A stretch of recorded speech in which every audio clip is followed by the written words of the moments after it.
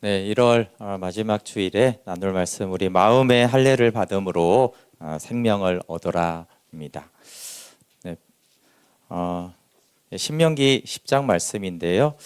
신명기를 쭉 묵상하면서 신명기가 궁극적으로 말하려는 것은 기본적으로 하나님께 복을 받은 언약 백성들이 이제 충만한 복을 받을 거냐 안 받을 거냐라는 말씀이 이어집니다.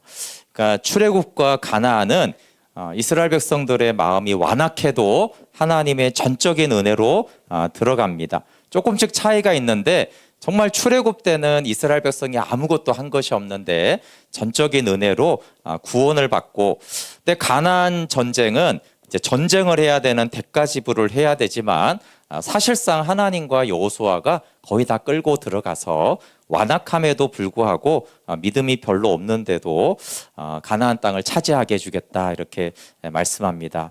그러니까 신약적으로는 우리가 예수님을 믿을 때 죄사함을 받아서 사망에서 생명으로, 흑암의 권세에서 아들의 나라로 옮겨지게 하는 것, 하나님의 나라로 들어가게 하는 것은 내가 하겠다라는 것입니다.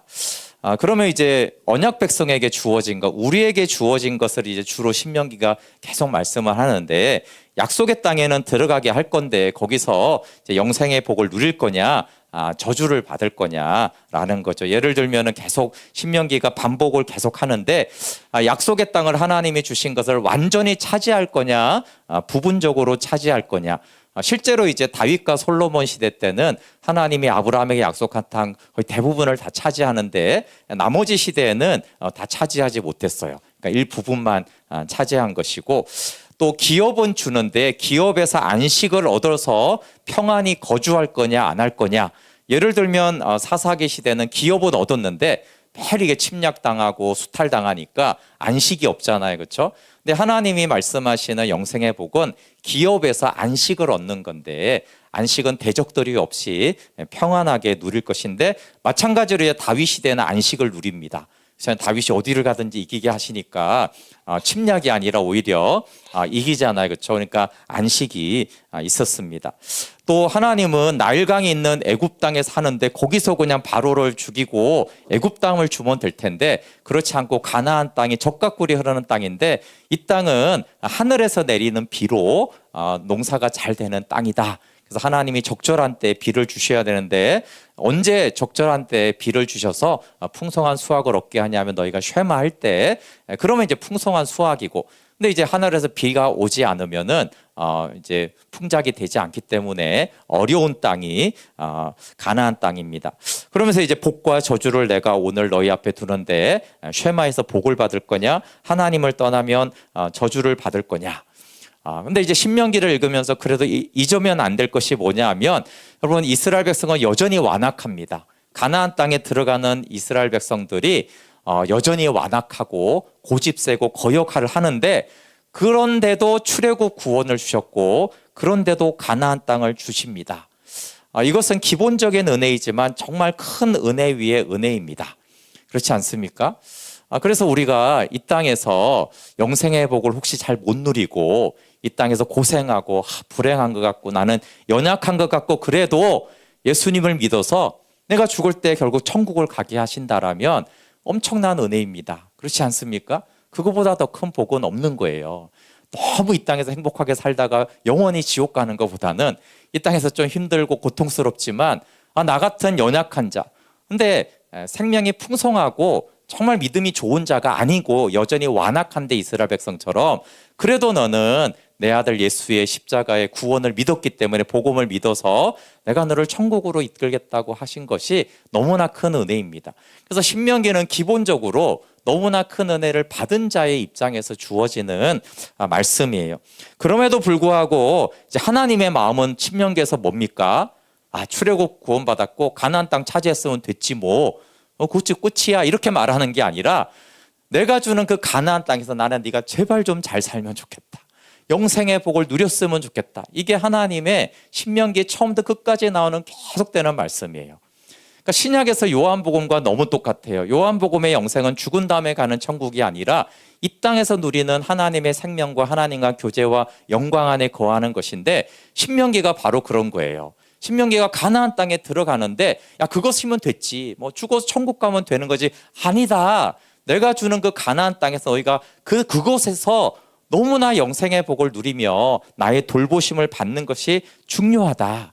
근데 이제 그 방법이 뭐냐라고 했을 때 한마디로 우리가 쉐마라고 수십 번 하나님이 말씀하시죠. 근데 이제 이 쉐마의 목적을 우리가 알아야 되는데 좀 12절을 보면 좀 오해할 수가 있어요. 우리 10장 12절 말씀 한번 읽어볼게요. 시작. 이스라엘아 내 하나님 여호와께서 내게 요구하시는 것이 무엇이냐? 곧 내 하나님 여호와를 경외하여 그의 모든 도를 행하고 그를 사랑하며 마음을 다하고 뜻을 다하여 내 하나님 여호와를 섬기고. 여기 하나님 사랑하고 경외하고 막 이렇게 나오는데 시작이 이렇게 되잖아요. 여호와께서 내게 요구하는 것이 무엇이냐? 그 요구하는 것이 이제 뒤에 쭉 나오는 말을 줄이면 한마디로 쉐마라고 하는데 요구하는 거 그러면 우리가 하나님과 우리가 다르지만 또 우리는 하나님을 이해하기 위해서 이 땅에 어떤 것들을 생각하잖아요. 근데 이 땅에서 내가 너한테 요구하는 것은 이럴 때 어떤 느낌이 들어요? 내가 너한테 월급을 주니까 너는 일을 잘해야 돼. 이런 것들이 있잖아요. 그렇죠? 요구라는 것은 보통 그럴 때 쓰는 거예요. 그래서 하나님 우리한테 요구하니까 그러면 하나님이 서로 나에게 뭘 주고 내가 하나님께 뭘 주고 그래서 쉐마를 하면 하나님께 이득이 있는가라고 오해하기가 굉장히 쉬워요. 근데 하나님이 오해할까 봐 13절을 이렇게 말씀해요. 13절 같이 읽어볼게요. 시작. 내가 오늘 내 행복을 위하여 내게 명하는 여호와의 명령과 규례를 지킬 것이 아니냐. 내 하나님이 왜 쉐마를 요구한다고요? 오늘 너의 행복을 위하여 내가 명령한다라는 거예요. 하나님과 부모가 다른 것이 있습니다. 부모가 자녀에게 뭔가 요구할 때는 많은 부분은 자녀의 행복을 위해서 요구하긴 해요. 그렇지만 100% 자녀의 행복만을 위해서 요구하지는 않아요. 나의 행복도 있어요. 네가 잘 돼서 나도 행복한 게 있어야지. 나도 밖에 나가 자랑질 좀 하자. 이런 것도 일부분 있는 거예요. 왜 그러냐 하면은 부모가 이기적이어서가 아니라 부모는 완전한 행복과 충만한 기쁨이 없어요. 그러니까 부모는 뭔가 더 행복하고 싶은 바람이 있어요. 그러니까 자녀에게 내어준다고 하지만 사실 그 일부분에는 너를 통해 나도 행복하고 싶은 욕구가 있습니다. 근데 우리가 그걸 똑같이 이제 대비시키면 하나님도 그래 우리가 쉐마하면 우리의 행복도 있지만 뭐 하나님도 좋은가 보지. 전혀 그렇지 않습니다. 그래서 하나님의 본질을 아는 것에서 창세전에 타락 전에 하나님을 아는 것이 중요하고 생각하는 것이 중요합니다. 여러분 창세전에 아버지와 아들은 요한복음이나 잠언 8장에서 뭐라고 말합니까? 우리 하나님이 뭔가 부족해서 창조하거나 구원할 이유가 있고 뭔가가 유익을 얻으려고 생명을 주려고 약속했습니까? 그렇지 않아요. 그렇죠? 이미 삼위 하나님의 그 영광의 교제는 완전한 기쁨과 행복이 있습니다. 그래서 마치 태양이 나무에게 빛을 줄 때 내가 너한테 빛을 주니까 나무야 너도 나한테 뭔가를 줘야지라고 하지 않고요. 태양은 그냥 주는 것으로 끝이에요. 태양이 빛을 주는 이유는 태양이 너무나 빛이 충만하고 넘쳐서 그냥 줄 뿐이에요. 그래서 하나님을 태양의 빛으로 또는 샘물로 비유하는 거예요. 샘물은 계속 쏟아내지 다시 달라고 요구하지를 않습니다. 왜냐하면 너무나 넘치기 때문에 주고도 넘치기 때문에 받을 생각이 없는 거예요. 그래서 창조한 이유, 구원한 이유, 쉐마를 요구하는 이유는 하나님이 기쁘긴 한데 뭔가 0.1% 불행한 게 있어. 그래서 이 불행을 채우기 위해서 0.1%를 채우기 위해서 창조하거나 구원하거나 쉐마를 요구하는 게 아니에요. 나를 사랑하라는 것은 하나님이 사랑을 더 받아야지 만족이 되니까 사랑하라고 하는 게 전혀 아니라는 것이에요. 그래서 창세전에 하나님을 이해할 때 오늘 내가 너의 행복을 위해서 명하는 명령이다라고 하는 것들을 우리가 알아야 됩니다. 그럼 하나님이 기쁘지 않습니까? 그건 당연히 기쁘죠. 그럼 100% 충만한 기쁨이 있어도 자녀가 순종하고 사랑하면 당연히 더 기쁜 것입니다. 그러나 그 기쁨은 부족함을 채우는 기쁨이 아닌 것이죠. 충만한 기쁨에서 더 기뻐하는 것입니다. 마찬가지로 언약이 조건 규정이라는 것에 대한 오해가 우리 안에 있습니다. 출애굽 구원은 하나님의 일방적인 은혜인데 신의 산 언약은 서로의 조건이잖아요. 네가 이렇게 하면 내가 너를 돌보고 그러지 않으면 너는 내 돌봄을 받지 못한다라는 거예요. 근데 이제 언약이라는 말이 어쨌든 우리에게는 계약하고 좀 비슷한 개념으로 받아들여지기 때문에 계약이라는 거는 상호 이익이 있는 거잖아요. 그러다 보니까 언약 관계를 하나님도 이익이 되고 나도 이익이 되는 것으로 우리가 많이 오해를 하게 되어집니다. 그래서 우리가 쉐마하거나 파레시아를 준행하면 전적으로 우리의 행복, 안식, 기쁨을 위한 것이라고 잘 믿지 않아요. 창세전에 하나님과 함께 우리가 새 언약 백성에게 상호 이익이 아닌 것을 알 수 있는 것은 십자가입니다. 좋습니다. 만약에 하나님께 뭔가 더 행복해져야 되고 더 사랑을 받아야 될 어떤 이유가 있다고 가정을 해봅시다. 근데 그거를 더 채우려고 아들을 십자가에 못 박아서 버려서 저주와 사망 가운데 내주는 이런 어리석은 계약이 어디 있습니까? 그렇지 않습니까? 그까지 0.0001%를 만약에 채우기 필요하다고 가정을 해도 그거를 위해서 어떻게 아들을 버리는 그 영원한 고통을 감수하겠어요? 어느 누가 그런 계약을 하겠느냐는 말이에요. 그러니까 하나님의 창조와 구원과 쉐마와 파레시아에 대한 것은 하나님의 행복을 위한 것이 아니고 전적으로 우리의 행복을 위해서 명하고 명령하는 것입니다. 근데 우리가 신명기를 보면 쉐마를 준행하며 행복하고 안식이 있고 기쁨이 있다라는 게 너무너무 확실하고 확실한데 참 이상한 것은 이스라엘 백성들은 쉐마를 하지 않아요. 왜 쉐마를 하지 않는가를 보니까 교만, 같은 말로 완악함, 마음이 완악함, 또 다른 표현은 목이 곧다. 이해하시죠? 이게 목이 곧은 거예요. 빳빳하게 하는 이 교만인데, 그래서 약속의 땅에 들어가서 이스라엘이 두 가지 착각하지 말라고 합니다. 우리 그 앞에 신명기 8장 13절부터 17절 좀 길지만 한번 읽어볼게요. 이런 착각을 하면 안 된다. 8장 13절부터 17절 같이 읽어볼게요. 시작. 또 내 소와 양이 번성하며 내 은금이 증식되며 내 소유가 다 풍부하게 될 때 내 마음이 교만하여 내 하나님 여호와를 잊어버릴까 염려하노라. 여호와는 너를 애굽 땅 종되었던 집에서 이끌어내시고 너를 인도하여 그 광대하고 위험한 광야 불뱀과 정갈이 있고 물이 없는 간주한 땅을 지나게 하셨으며 또 너를 위하여 단단한 반석에서 물을 내셨으며 내 조상들도 알지 못하던 만나를 광야에서 내게 먹으셨나니 이는 다 너를 낮추시며 너를 시험하사 마침내 내게 복을 주려 하심이었느니라. 그러나 내가 마음에 이르기를 내 능력과 내 손의 힘으로 내가 이 재물을 얻었다 말할 것이라. 그리고 한국 사회에 여러분은 가장 큰 특징이 뭐라고 생각하십니까? 한국 사회를 위해서 기도할 때 딱 한마디 기도를 할 때는 항상 하나님이 나만의 교만을 불쌍히 여겨달라고. 나만의 문제가 많죠. 근데 제가 봤을 때 이 나만의 가장 큰 문제는 교만한 거예요. 그렇잖아요. 정말 전 세계적인 놀라운 경제적인 부흥을 이뤘잖아요.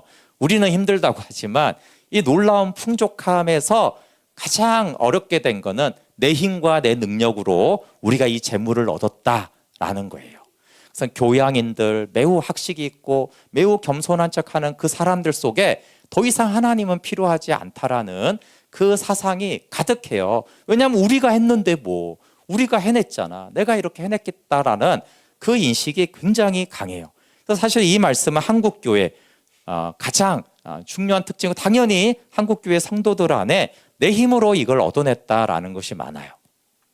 그러면 믿음이 좋은 사람들은 어떠냐 하면은 뒤에 보시면 9장 4절의 문제가 또 있습니다. 9장 4절 한번 읽어볼게요. 시작. 내 하나님 여호와께서 그들을 내 앞에서 쫓아내신 후에 내가 심중에 이르기를 내 공의로움으로 말미암아 여호와께서 나를 이 땅으로 인도하여 들여서 그것을 차지하게 하셨다 하지 말라. 이 민족들이 악함으로 말미암아 여호와께서 그들을 내 앞에서 쫓아내심이니라. 네. 내 힘으로 얻었다. 이런 교만한 사람들. 근데 그렇진 않아요. 그나마 영적이에요. 그 영적인 사람들은 대부분 어떻게 생각한다고요? 내 의로움 때문에 이 가나안 땅을 차지하게 되었다라는 거예요. 내가 이렇게 헌신했더니, 기도를 많이 했더니, 하나님께 이것을 드렸더니 하나님이 이것을 주셨다. 자기 주장 의지죠. 내가 이렇게 했더니 하나님이 복을 주신 거야. 결국 내가 잘나서 복을 받은 것이라고 교만에, 영적인 교만에 빠져 있어요. 그래서 세속적인 교만에 빠져 있든지 영적인 교만에 빠져 있든지 이거를 절대 하지 말라고 그랬는데 안타깝게도 이스라엘 백성이나 우리나 이걸 계속 한단 말이에요. 완악한 마음은 말씀을 듣지를 못합니다. 어쩔 수 없이 하나님을 거역하게 해요.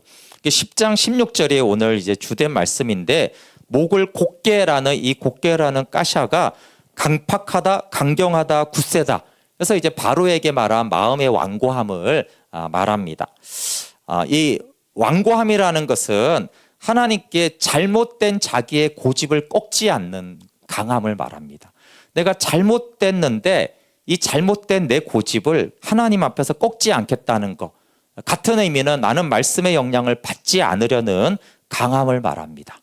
반대의 마음이 이제 부드러운 마음이 나오고 부드러운 마음은 예수님이 말한 팔복 중에서는 온유한 마음이에요. 그런데 온유한 자는 복이 있나니 땅을 기업으로 받을 것이다. 이런 말씀 있잖아요. 그렇죠? 부동산을 말하는 게 아니겠죠. 근데 신명기 말씀을 보고 온유한 자가 땅을 기업으로 받는다는 것을 보면 너무 잘 맞는 거예요. 왜냐하면 신명기는 경우 땅을 차지하는 얘기인데 완악한 자가 땅을 차지하지 못하고 마음이 부드러운 자가 땅을 차지하는데 온유한 자가 땅을 차지하고 그 하나님 앞에서 마음이 부드럽다라는 것은 말씀을 받아들이는 마음이죠. 우리가 옥토를 말할 때 귀경되게 하잖아요. 그러면 땅이 부드러워져야지 씨앗을 봄에 심고 열매를 맺는 것과 같습니다. 그럼 마음이 굳어진 자의 특징은요, 신구약 상관없이 말씀을 듣고자 하지 않습니다. 에스겔서 3장 7절에 보면 이스라엘 족속은 이마가 굳고 마음이 굳어 내 말을 듣고자 아니하리니 이는 내 말을 듣고자 아니함이니라. 내 말은 선지자의 말이죠. 하나님이 선지자에게 말씀을 주셔서 말할 텐데 그들은 마음이 굳어서 듣고자 아니할 거다. 사도행전 19장 19절 신약으로 와도 어떤 사람들은 마음이 굳어 순종하지 않고 무리 앞에서 이 돌을 비방하거늘 바울이 그들을 떠나 제자들을 다시 세우고 두란노 소원에서 날마다 강론하니라. 바울이 똑같이 말씀을 전하는데 어떤 사람은 말씀을 받고 순종하는 사람이었고 어떤 사람은 순종하지 않을 뿐만 아니라 바울의 말씀을 듣고 비방거리를 찾아가지고 막 비방하는 거예요. 근데 그 이유가 마음이 굳으냐 부드러우냐의 이유라고 말하고 있어요. 사도행전 7장 51절은 스데반이 한 말인데 목이 굳고 마음의 기에 할례를 받지 못한 사람들아 너희도 너희 조상과 같이 항상 성령을 거스른다. 근데 조상들이 마음의 할례를 받지 못하고 목이 굳고 할례를 받지 못했는데 지금도 그렇다는 거예요. 그럼 성령을 거스리죠. 에베소서 4장 18절에도 그들의 총명이 어두워지고 그들 가운데 있는 무지함과 그들의 마음이 굳어짐으로 말미암아 하나님의 생명에서 떠나 있도다. 마음이 굳어지면 생명에서 떠나 있어요. 그러니까 밖에 말씀을 듣지 않고 생명을 떠나 있고 성령을 거스리는데 그 이면에는 왜 그런가 하면 성경은 계속해서 마음이 굳어서 그렇다.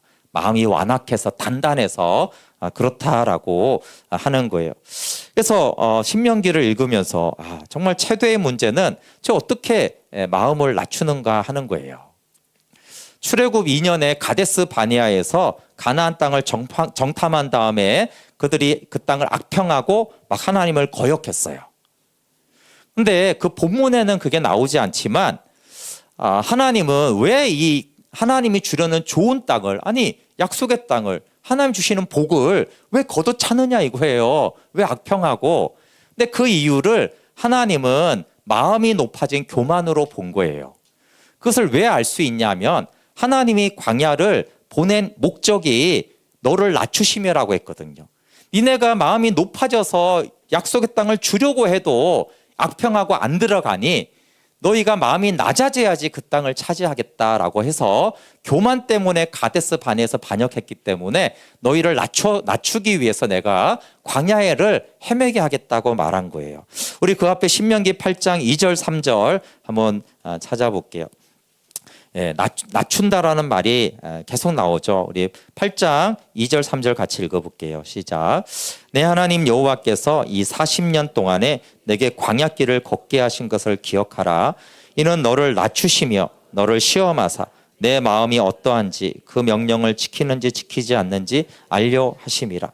너를 낮추시며 너를 줄이게 하시며 또 너도 알지 못하며 내 조상들도 알지 못하는 만나를 내게 먹이신 것은 사람이 떡으로만 사는 것이 아니요 여호와 입에서 나오는 모든 말씀으로 사는 줄을 내가 알게 하려 하심이니라. 네, 계속 낮춘다라고 하고, 물론 낮추는 것의 목적은 말씀을 따라 사는 줄을 알게 하려 함이에요.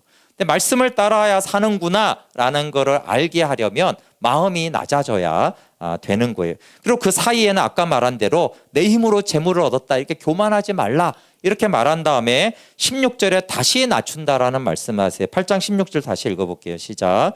내 조상들도 알지 못하는 만나를 광야에서 내게 먹이셨나니 이는 다 너를 낮추시며 너를 시험하사 마침내 내게 복을 주려 하심이었느니라. 아멘. 네, 왜 우리를 낮춘다고요? 네, 마침내 복을 주려고, 말씀을 따라 살게 해서 복을 주려고 하는 거예요. 근데 저는 이제 신명기 8장 이 부분을 굉장히 좋아했어요. 그러니까 신명기 묵상하고 오래 지나니까 신명기 8장이 생각이 나서 하나님이 광야를 길을 40년이나 걷게 하면서 너를 낮추시며 이런 그 말씀이 더 강하게 남으니까 하나님이 보내서 광야를 40년 동안 걸었으니까 좀 낮아졌겠지 이런 생각을 했어요. 근데 이번에 다시 묵상을 하니까 전혀 안 낮아졌네? 이게 조금 새로웠어요. 생각해 보세요. 하나님이 직접 보냈잖아요. 그것도 광야잖아요. 그것도 세월이 40년이면 좀 낮아질만 하지 않습니까? 근데 의외로 하나도 안 낮은 거예요. 우리 9장 7절 한번 볼게요. 9장 7절 같이 읽어볼게요. 시작. 너는 광야에서 내 하나님 여호와를 경노하게 하던 일을 잊지 말고 기억하라. 내가 애굽 땅에서 나오던 날부터 이곳에 이르기까지 늘 여호와를 거역하였으되. 네. 출애굽부터 지금까지 늘 거역하고 교만했대요. 완악했대요. 하나도 낮아지지가 않았어요. 목이 곧은 백성은 말씀을 속히 떠나서 금송아지를 만들었고 그 사이의 내용이 그 다베라, 마사, 기브로, 핫다와 가데스 바니아에서 하나님을 반역했어요. 그리고 이제 9장 24절에 또 한 번 모세가 말해요. 다시 읽어볼게요. 24절 시작. 내가 너희를 알던 날부터 너희가 항상 여호와를 거역하여 왔느니라. 항상 여호와를 거역하여 왔대요. 40년 지나니까 조금은 나아졌다 이런 말을 모세가 한마디도 안 해요. 조금은 낮아져야 될 거 아니에요. 그렇지 않습니까? 확은 아니더라도 조금은 낮아져야 되는데, 그럼 광야로 우리를 낮춘다라는 표현은 사실은 우리도 잘 아는 말씀입니다. 우리가 어떤 사람을 봤을 때 좀 교만해. 그리고 막 하나님을 떠나. 우리가 이제 말로는 못하지만 마음속에 어떤 생각이 듭니까? 광야를 좀 지나봐야겠구만. 이런 생각이 속으로 좀 들지 않습니까? 인생의 진한 맛을 좀 봐야지. 아이고. 근데 생각해 보세요. 여러분 주일에 예배 안 드리고 골프 치러 가면 하나님 치십니다. 11조 안 하면 거들나고 망합니다. 주일 성서는 망합니다. 이런 설교는 성경적이지 않아요. 그럼에도 불구하고 예전에 많은 분들은 그런 일이 일어나면 회개하고 하나님께 돌아왔어요. 마침 주일에 예배 안 드리고 놀러 가다가 정말 교통사고 나서 차가 뒤집어지면 막 회개하고 돌아와서 막 나누면서 내가 교만했다고 이렇게 했어요. 조금 더 마음이 덜 완악할 때는 그랬다고요. 지금은 어떨까요? 지금은 이제 주일 빼먹고 놀러 갔어요. 그러다 교통사고가 났어요. 그 사람이 어떻게 할 것 같아요? 우리가 알 수는 없지만 많은 퍼센테이지는 그럴 수도 있지 뭐. 확률이야. 정말 회개하고 하나님 앞에 돌아올까요?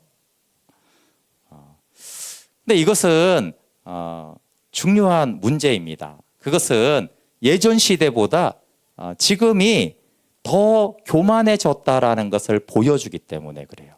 광야가 역할을 못하는 거예요. 고난이 역할을 못하는 거예요. 좀 사람이 고난을 받고 고생을 하면 어떤 형태로든 뭔가가 생각을 하고 마음을 좀 낮추고, 특별히 신앙인이라면 여기 하나님의 메시지가 뭐가 있을까를 생각을 해야 되는데 더 이상 그런 걸 안 하는 거예요. 그게 이스라엘 백성들이 그랬다는 거예요. 예. 근데 이제 시간이 갈수록 교만하게, 그거는 3,500년 전에도 그랬다니까. 그렇죠. 그때나 지금이나 그렇구나. 그렇지만 우리나라 정서를 생각할 때는 한 3, 40년 만에 참 많이 만악해졌다라는 것을 알 수는 있어요. 하나님의 최대 고민과 우리의 최대 고민은 이 완악한 목이 곧은 마음이에요. 광야를 보내도 안 낮아지는 이 마음, 광야를 지나도 하나님께는 쉐마를 안 해, 남들한테는 판단을 해, 나는 염려하고 걱정을 해. 이게 계속 이 교만의 문제가 안 풀어지는 거예요. 근데 하나님만이 아니라 우리 편에서 그렇잖아요. 하나님, 저도 답답합니다. 왜 제가 이렇게 광야를 지나도 제 마음은 낮아지지 않을까요? 왜 이렇게 고생을 하고 힘들어도 하나님이 나를 광야를 보내도 내 마음은 이스라엘 백성들처럼 낮아지지 않을까요? 그리고 하나님이 이 40년 광야를 보내도 안 낮아졌어요. 여러분 같으면 어떡하겠어요? 제가 신명기를 읽으면서 나 같으면 40년을 더 돌리겠다 이런 생각이 들었어요. 나 같으면 어디 한번 해보자. 나는 영원하다. 나는 시간이 많단다. 어디 한번 40년 더 돌아보라. 이렇게 모세가 80세 때 불렀으니까 그래 너희들도 한번 80세 때 한번 하자. 이렇게 할 것 같은데 정말 하나님은 자비하셔서 하나도 안 낮아졌어요. 여전히 완악한데 하나님은 그래도 내가 가나안 땅을 차지하게 해주겠다는 거예요. 그렇지만 문제가 있잖아요. 그렇죠? 여전히 완악해서 가나안 땅의 복을 못 누려. 그러니까 가나안 땅은 주긴 주는데 그대로 들여보내면 안 되잖아요. 그런 상태에서는 가나안 땅에 들어가 봐야 그게 무슨 의미가 있겠어요. 그래서 하나님이 하시는 조치가 뭐냐 하면은 마음의 할례를 받으라는 거예요. 마음의 할례를 받으라. 네, 오늘 신명기 10장 15절 16절 한번 같이 읽어볼게요. 시작. 여호와께서 오직 내 조상들을 기뻐하시고 그들을 사랑하사 그들의 후손인 너희를 만민 중에서 택하셨음이 오늘과 같으니라. 그러므로 너희는 마음의 할례를 행하고 다시는 목을 곧게 하지 말라. 네. 하나님이 하시는 말씀 뭐냐면 내가 너희를 사랑하고 기뻐해. 근데 여기에 너의 어떠함은 하나도 없어. 이해 가시죠?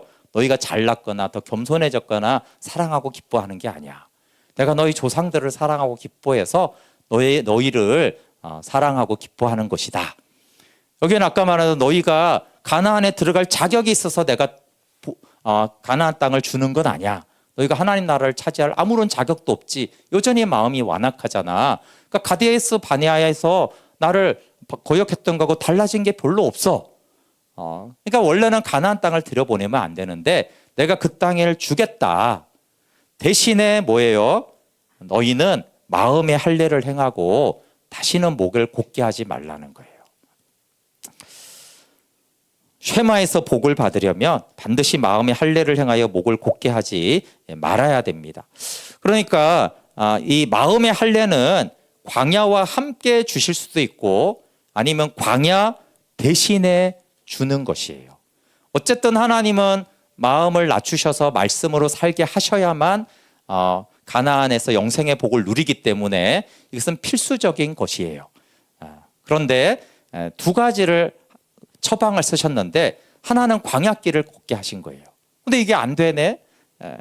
그런데도 하나님은 복을 주시면서 그렇지만 마음의 할례를 너희가 받아야 된다 말하는 거예요.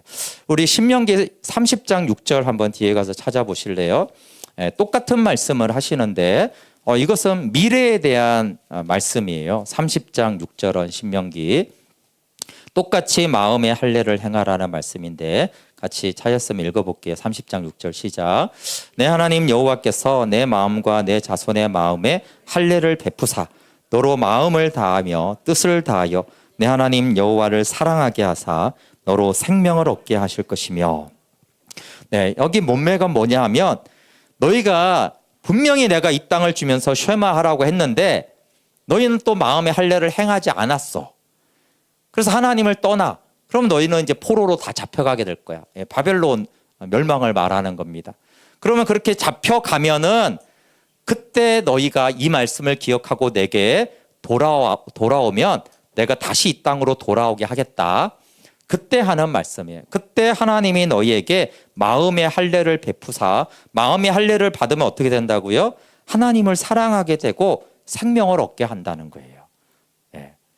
그러니까 스토리가 비슷하죠. 광야 40년인데 너희가 주되 마음의 할례를 받아라. 이제 한 번은 그럼 너희가 이방에 다 쫓겨날 심판을 받을 그때 너희가 내게 돌아오면 내가 할례를 베풀겠다. 마음의 할례를 베풀겠다. 이렇게 말씀하세요. 여러분 새 언약의 가장 중요한 것은 말씀을 마음에 기록한다라는 거예요. 새 언약의 가장 중요한 내용이죠. 예레미야 31장 33절 한번 앞에 보고 같이 읽어볼게요. 시작. 그러나 그 시절이 지난 뒤에 내가 이스라엘 가문과 언약을 세울 것이니 나는 나의 율법을 그들의 가슴 속에 넣어주며 그들의 마음판에 새겨 기록하여 나는 그들의 하나님이 되고 그들은 나의 백성이 될 것이다. 나 주의 말이다. 네, 그래서 새 언약이 신약이라는 말이잖아요. 그렇죠? 새 언약이 신약이라는 말이에요. 같은 말이니까 신약의 가장 신약 시대 때 가장 이제 달라지는 것은 뭐냐 하면 성령께서 말씀을 마음에 기록하는 거예요.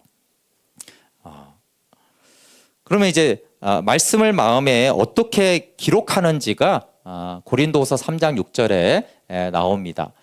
직접적인 표현이 아니지만 의미를 잘 보세요. 한번 같이 읽어볼게요. 시작. 그가 또한 우리를 새 언약의 일꾼 되기에 만족하게 하셨으니 율법 조문으로 하지 아니하고 오직 영으로 함이니 율법 조문은 죽이는 것이요 영이는 살리는 것이니라. 아멘. 네, 여기 새 언약이라는 말씀이 나오죠. 새 언약의 일꾼이 되게 하셨는데 어떻게 새 언약의 일꾼이 되게 하냐 하면은 율법 조문으로 하지 않고 구약 시대처럼 하지 않고 영으로 한다라는 거예요. 영으로 어떻게 한다는 거예요? 영으로 이제는 말씀을 너희 마음에 기록한다라는 거예요. 성령이 그것을 한다라는 것이죠. 근데 이제 번역이 좀 아쉬운데 영어들은 다 잘 돼 있는데 여기 영이 뭘 하냐 하면 성령이 생명을 줍니다. 성령이 생명을 줘요. 그러니까 아까 신명기 30장 6절에도 마음의 할례를 받아서 여호와를 사랑하여 생명을 얻는다 이렇게 말하는데 이 말씀하고 똑같아요. 성령이 신약 시대는 마음의 말씀을 기록해서 그게 생명을 얻게 하는 거예요. 그렇게 생명을 주십니다. 그런데 그러면 이제 새 언약의 가장 중요한 거는 말씀을 우리의 생각이나 지식이 아니라 마음에 기록한다라는 거잖아요. 그러면은 반드시 필수 조건이 뭐냐면 이 마음이 기록될 수 있도록 부드러운 마음을 주셔야 되는 거예요. 그래서 이제 새 언약과 관계돼서 하시는 말씀이 에스겔서 11장 19절과 36장 26절에 내가 너희에게 돌 같은 마음을 제거하고 살처럼 부드러운 마음을 주고 굳은 마음을 제거하고 부드러운 마음을 준다라고 한 거예요. 그래서 여기서 돌 같은 마음을 제거하고 부드러운 마음을 준다라는 것이 마음의 할례를 베푼다라는 거예요. 왜냐하면 돌 같은 마음에는 말씀이 새겨지지가 않잖아요. 그렇죠? 그래서 굳은 마음이 내가 제거하겠다 이렇게 말씀하셨어요. 그래서 히브리서와 신명기의 공통점이 뭐냐 하면 마음의 할례는 하나님과 내가 함께 받는 거예요. 그래서 신명기 10장 16절에는 너희가 마음의 할례를 행하라고 돼 있어요. 그러니까 우리가 해야 하라는 거예요. 근데 아까 30장 6절에는 뭐라고 말해요? 하나님이 내가 너희에게 마음의 할례를 베풀겠다 이렇게 말하는 거예요. 그러니까 나보고도 하라고 하고 하나님이 하겠다라고 합니다. 근데 히브리서 4장에 뭐라고 하냐면 하나님의 안식에 들어가기를 힘쓰라 이렇게 말합니다. 내 쪽에서 힘쓰는 거죠. 그리고 히브리서 전체는 고난 중에도 하나님께 나아가는 파레시아를 멈추지 말라고 하는 거예요. 그러면 이제 성령께서 말씀으로 마음의 껍질을 벗기고 은혜의 보좌로 인도하는 우리가 순종해야 될 영역과 하나님이 하실 일을 말씀하십니다. 근데 제가 신명기를 계속 읽으면서 제일 고민은 도대체 마음의 할례를 어떻게 받는 것인가. 이 굳은 마음을 어떻게 부드럽게 할 것인가. 그게 제일 고민이고 생각하게 하더라고요. 근데 공동 번역으로 보면은 신명기 10장 16절을 이렇게 내용으로 직역을 한 것이죠. 그러므로 너희가 받을 할례는 마음의 껍질을 벗기는 일이다. 그리하여 다시는 고집을 세우지 않도록 하였다. 예레미야 4장 4절에 이런 비슷한 말씀이 있습니다. 유다인과 예루살렘 주민들아, 너희는 스스로 할례를 행하여 너희 가죽 마음 가죽을 베고 나 여호와께 속하라. 그러니까 마음의 할례를 어떻게 표현했어요? 마음의 껍질을 벗기는 거 또는 마음의 가죽을 베는 거. 우리 아이들이 설교를 잘 듣고 있는지 모르겠는데 우리 아이들은 할례가 뭔지를 이해를 못해요. 대부분. 할례가 뭐예요? 물어보면 선생님들이 잘 설명을 안 해줘요. 그래서 그런 게 있어 이렇게 하고 청소년기 때 할례를 듣고 깜짝 놀라죠. 아니 왜 하나님이 할례를 그런 마음의 할례를 행하라고 그럴까? 그런데 할례가 남자의 생식기의 껍질을 벗기는 거잖아요. 요즘 흔히 쓰는 말로 포경수술을 하는 것인데 그거를 그대로 이렇게 번역한 거예요. 마음의 할례가 뭐냐 하면 마음의 껍질을 벗기는 거예요. 근데 그 껍질이 어떤 상태라고 표현하는 거예요? 단단하고 굳어진 껍질이 있는데 그 마음의 가죽을 벗겨내라고 하는 것을 마음의 할례라고 하는 것입니다. 그럼 마음의 할례를 누가 행하느냐라고 했을 때 신약에서 이 할례를 말하는 대표적인 말씀이 로마서 2장 29절이에요. 여기 율법의 조문을 따라서 받는 할례가 아니라 성령으로 마음에 받는 할례가 참 할례입니다. 이런 사람은 사람에게서가 아니라 하나님에게서 칭찬을 받습니다. 그러니까 할례를 마음의 할례를 누가 하는 거예요? 육신의 할례는 사람이 하지만 마음의 할례는 성령이 마음의 할례. 그러니까 성령이 마음의 그 두껍고 굳어진 껍데기를 성령이 벗겨낸다라고 하는 거예요. 그러면서 여호수아 5장에 가나안에 들어가서 여리고성 앞에서 그 중요한 할례를 행하거든요. 근데 할례를 행할 때 하나님이 여호수아에게 이렇게 너는 부싯돌로 칼을 만들어 할례를 행하라. 이렇게 할례를 행하는 도구를 지정해 주세요. 이것으로 할례를 행하라 이렇게 말씀하는 거예요. 그러니까 자연히 생각나는 게 뭡니까? 히브리서 4장 11절에 그러므로 우리는 이 안식에 들어가기를 힘씁시다. 아무도 그와 같은 불순종의 본을 따르다가 떨어져 나가는 일이 없도록 하겠습니다. 이렇게 말하면서 하나님이 할례로 행하는 도구로 이제 말씀을 사용하겠다라고 하는 거예요. 우리가 잘 아는 말씀이죠. 같이 한번 읽어볼게요. 시작. 하나님의 말씀은 살아있고 힘이 있어서 어떤 양날 칼보다도 더 날카롭습니다. 그래서 사람 속을 꿰뚫어 혼과 영을 갈라내고 관절과 골수를 갈라놓기까지 하며 마음에 품은 생각과 의도를 밝혀냅니다. 하나님 앞에는 아무 피조물도 숨겨진 것이 없고 모든 것이 그의 눈앞에서 벌거숭이로 드러나 있습니다. 우리는 그의 앞에 모든 것을 드러내 놓아야 합니다. 이 말씀에는 웬만큼 날카롭지 않으면 마음의 껍질을 벗길 수 없다는 거예요. 우리가 좋은 강연도 있고 책도 읽고 유익한 명언들이 많잖아요. 그렇죠?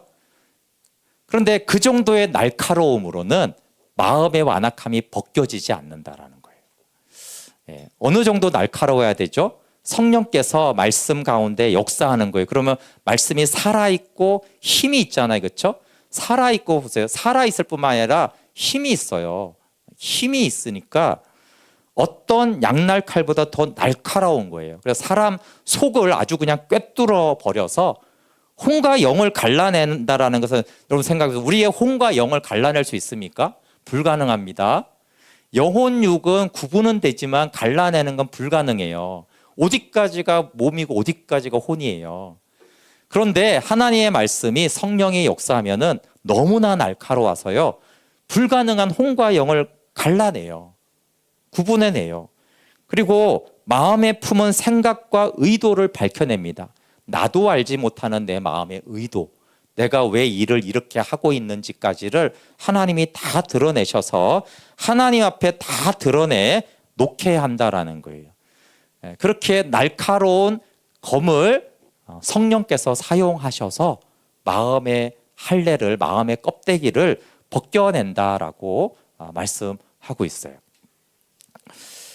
마음의 할례로 신약에 말하는 두 번째는 골로새서 2장 11절 12절에 나옵니다. 한번 같이 읽어볼게요. 시작. 또 그 안에서 너희가 손으로 하지 아니한 할례를 받았으니 곧 육의 몸을 벗는 것이요 그리스도의 할례니라. 너희가 세례로 그리스도와 함께 장사되고 또 죽은 자들 가운데서 그를 일으키신 하나님의 역사를 믿음으로 말미암아 그 안에서 함께 일으키심을 받았느니라. 네, 여기 우리가 이미 예수님 안에서 그리스도의 할례를 받았대요. 그리스도와 함께 할례를 받았다 그러는데 그 의미가 뭘까라 그러면 병행해서 쓰기 때문에 너희가 세례로 그리스도와 함께 장사되었다. 그러니까 세례, 사실 할례, 구약의 할례는 신약으로 보면 세례로 의미가 되어지는데, 그러니까 그 할례를 다시 하면서 그리스도의 할례를 받는 것이 뭐냐 하면은 그리스도와 함께 세례를 받는 거죠. 근데 이미 바울은 우리가 예수님과 함께 십자가에 못 박혔다라고 말하면서 동시에 나는 날마다 중도라고 그랬잖아요. 그렇죠? 그러니까 마찬가지로 이미 우리는 그리스도의 할례를 받았는데 우리가 날마다 십자가에 못 박히고 장사되고 부활했구나라는 그 믿음에 연합될 때 우리의 마음의 할례가 된다는 거예요. 네. 근데 어떤 사람은 이럴 수도 있어요. 그렇죠? 제가 말씀 묵상하고 말씀 앞에 서려고 하고 예수님과 연합되었다 했는데 제 마음은 여전히 완악합니다. 그럼 어떻게 된 거죠? 네. 그 사람이 그렇게 안 했으면 얼마나 더 지독하게 단단해졌겠어요. 이해되시죠? 그나마 그렇게 하니까 그만큼 단단한 거예요. 그걸 하지 않았으면은 완전히 그냥 안까지, 지금 표현은 밖에만 단단하고 안에는 부드러운데 안까지 다 단단해졌을지도 모르죠. 마음의 할례를 확인하는 방법이 있습니다. 신명기에서는 쉐마를 하면 여호와를 경외하고 그의 모든 도를 행하고 그를 사랑하여 여호와를 섬기게 된다. 이게 이제 마음의 할례를 받았구나라는 걸 확인할 수 있습니다. 이 앞에 있나요? 네. 근데 바울은 이렇게 또 말을 했어요. 빌립보서 3장 3절 같이 읽어볼게요. 시작.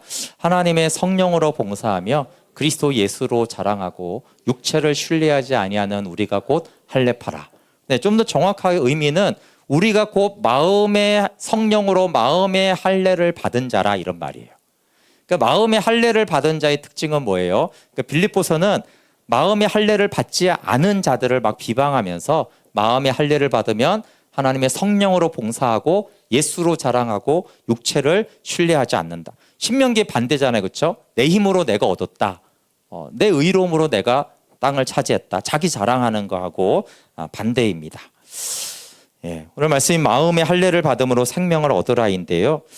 신명기의 주제는 하나님의 마음과 같습니다. 그러니까 말하는 출애굽과 가나안 진입은 내가 일방적인 은혜로 어찌됐든 너희가 완악해도 내가 그 땅을 주겠다라는 것이에요. 그러니까 사실 너무나 감사한 것이죠.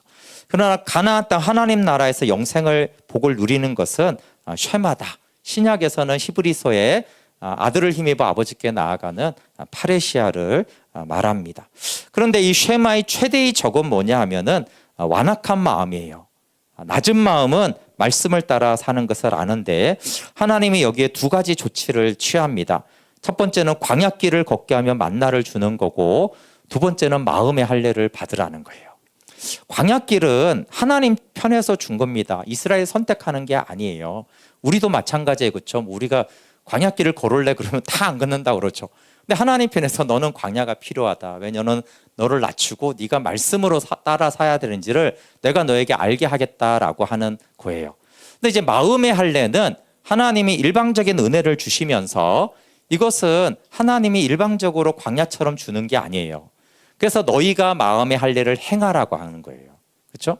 우리 편에서 하나님 성령님을 의지하고 하나님 그 말씀으로 제 마음의 할례를 행하사 제 마음의 말씀을 기록해 주셔서 생명을 얻고 영생의 복을 누리게 해 주십시오라는 것이에요. 근데 어쨌든 하나님이 이 마음을 낮추고 영생의 복을 누리게 하는 조치로 두 가지, 광야길과 마음의 할례를 명령하셨어요. 두 가지가 다 우리에게 있을 수도 있고, 여러분 만약에 광야가 없다고 해도 그것은 내가 괜찮아서가 아니라 봐줄 테니까 마음의 할례를 행하라라고 하시는 거잖아요. 그렇죠? 네, 신명기 30장 6절에 내가 너에게 마음의 할례를 베푸사 네가 여호와를 사랑하여 너로 생명을 얻게 하겠다라는 이 말씀이 우리가 신명기를 묵상하면서 이 말씀을 먼저 우리가 마음에 새기면 좋겠습니다. 네, 우리 찬양하고 함께 같이 기도하겠습니다. 네, 주님 마음 내게 주소서라는 찬양하면서요. 주님 마음을 근데 기도할 뿐만 아니라 광야를 통해서 하시는 주님의 메시지를 듣고, 두 번째는 성령을 의지해서 말씀 앞에 나아감으로 이 마음을 달라고 이렇게 기도하겠습니다.